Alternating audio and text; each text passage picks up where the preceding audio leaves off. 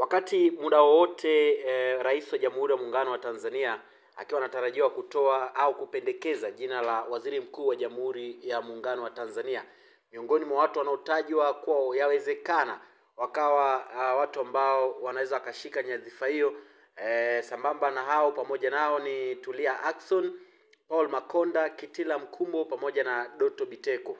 Sasa leo Coac TV tunakuletea uchambuzi pamoja na historia fupi ya watu hao ambao wanapigiwa chapuo kwamba wanaweza kashika nyadhifa hiyo. Tulia Ackson yeye ni mzaliwa wa Novemba 23 mwaka 1976, alizaliwa mkoani Mbeya. Ana taaluma ya sheria, shahada ya kwanza uzamivu pamoja na PhD ya sheria.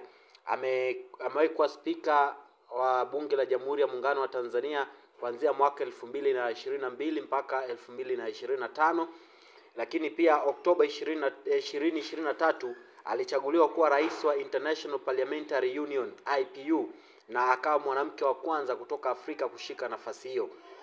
Nguvu yake kisiasa, kama spika wa bunge ana nafasi ya juu sana katika mfumo wa siasa za kitaifa.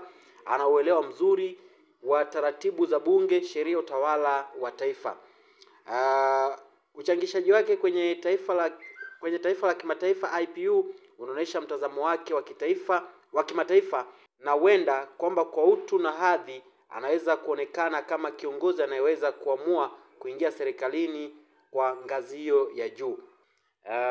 Lakini pia ukiangalia tathmini ya nafasi yake kama waziri mkuu, Tulia Ackson ana uwezo mkubwa wa kuonekana kama mgombea makini kwa wadhifa wa waziri mkuu, hasa kutokana na hadhi yake, taaluma yake na nafasi yake ya kisiasa.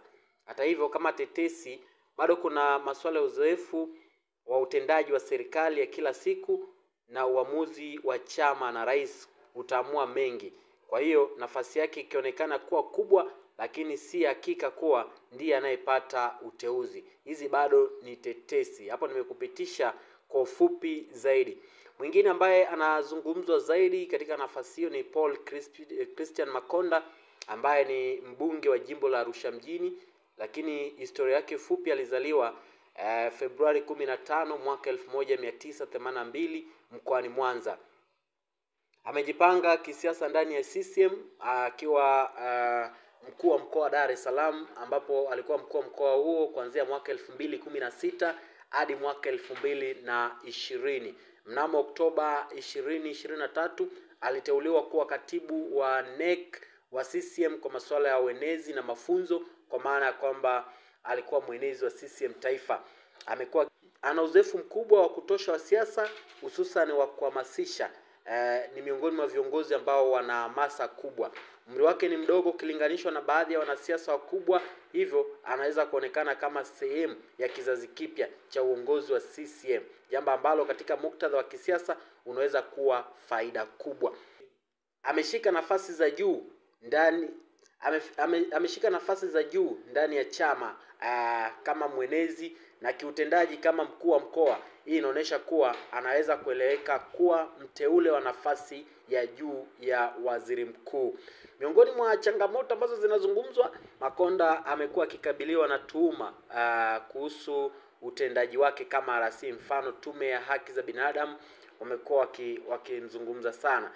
Lakini pia kuna watu wanasema ni miongoni mwa watu wenye kasi zaidi. Uteuzi wake kama waziri mkuu wa Jamhuri ya Muungano wa Tanzania, pia wengine wanalitilia shaka kwamba kwa sababu hajawahi kuwepo kwenye wizara yoyote kama waziri, lakini pia ukizingatia ni mara yake ya kwanza kuwa mbunge. Konda licha yote hayo, lakini ni miongoni mwa watu ambao wanapigiwa chapuo kubwa sana kushika nafasi hiyo. Mwingine ni Kitila Mkumbo.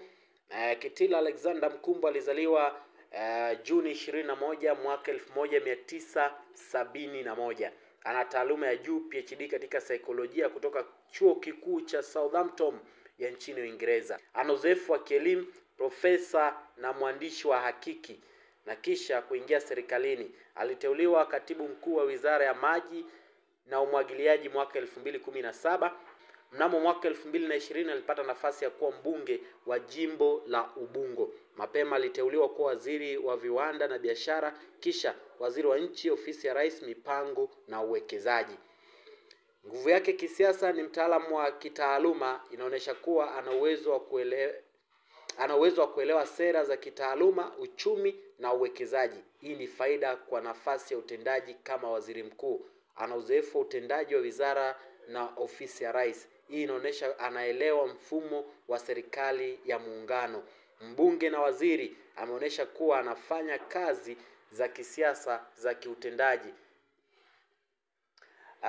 Lakini pia Kitila, katika hawa watu ambao wanatajwa kushika nafasi hii, yeye pia alikuwepo kwenye baraza la mawaziri iliyopita.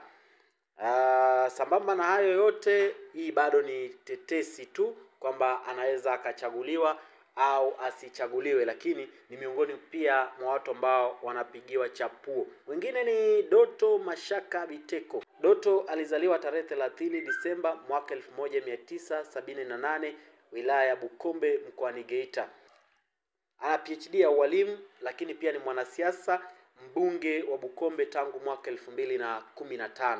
Aliteuliwa kuwa waziri wa madini Januari 2019 chini ya Rais John Magufuli, na baadaye alikuwa waziri wa nishati, pia naibu waziri mkuu tangu Septemba 2023 chini ya rais wa sasa Rais Samia Suluhu Hassan.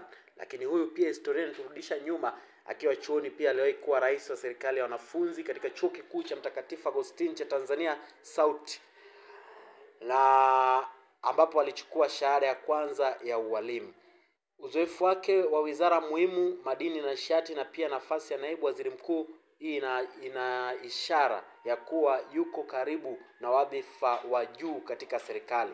Ana umri mdogo ikilinganishwa na baadhi ya wanasiasa wakubwa. Inaweza kuonekana kama mgombea wa kizazi kipya wa uongozi wa nchi. Ana sifa kujipatia uongozi katika chama na serikali. Hii inamfanya awe mgombea wa kuzingatiwa katika tetesi kama wadhifa. Katika hao watu wote ambao nimekupitisha, watu wanne, inaonekana au inatazamiwa miongoni mwa watu hawa mmoja wao anaweza akachaguliwa kuwa waziri mkuu, lakini pia jina linaweza kaja jina jingine tofauti kabisa na wote ambao wametajwa hapo. Kwa hiyo tusubiri tuone ni nani ambaye atateuliwa kuwa waziri mkuu, na baadaye jina lake kupelekwa bungeni kwa ajili ya wabunge kupiga kura, na baadaye ataapishwa kuwa waziri mkuu wa Jamhuri ya Muungano wa Tanzania. Hii ni Coac TV, endelea kufuatilia pale ambapo tutapata taarifa sahihi na zenye ukweli ndani yake, pia hatutochelewa kukuletea.